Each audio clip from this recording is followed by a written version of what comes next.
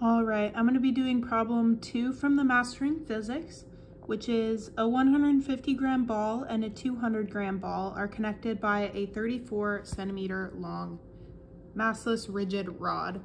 The balls rotate about their center of mass at 120 RPM.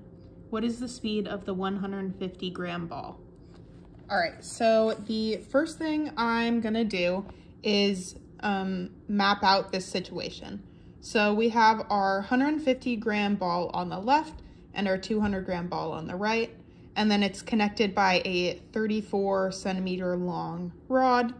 And then we have our center of mass, which is slightly to the right of the center because the heavier ball is on the right, so it's going to be shifted that way a little bit. And then we know that the angular velocity is 120 RPM or revolutions per minute. So I have that labeled on there as well. So the first thing we need to do is we need to find where the location of the center of mass is, because that's gonna be one of the values in our equation for velocity. So to do that, we know that the location of the center of mass is equal to m1 times x1 plus m2 times x2 divided by m1 plus m2. So that's a lot of letters, but it just means that it's going to be the mass of the ball you're referencing. So since we want to know the speed of the 150 gram ball, that's going to be mass 1.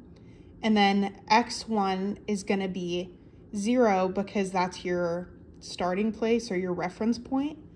And then m2 is going to be the 200 gram ball, and x2 is going to be the 34 centimeters because it's 34 centimeters away from the reference point.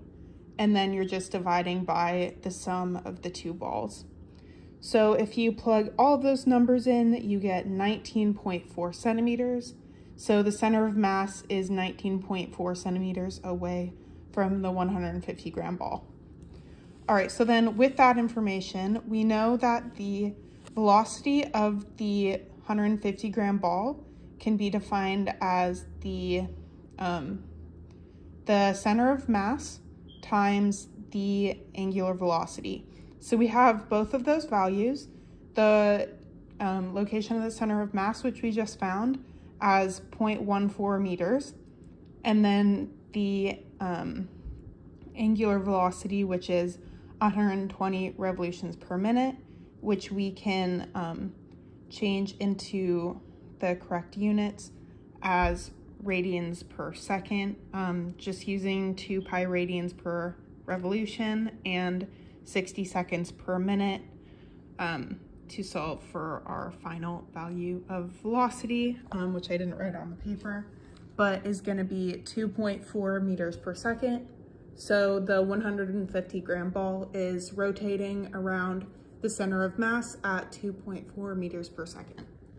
And then the important part of this problem is just making sure you have your units right, knowing to keep angular velocity in radians per second, even though it's often given it in RPM, as I've been seeing, and then just understanding how to find the location of the center of mass and being able to identify what your reference point is, so what your m1, x1 values is, and then your m2, x2 as well.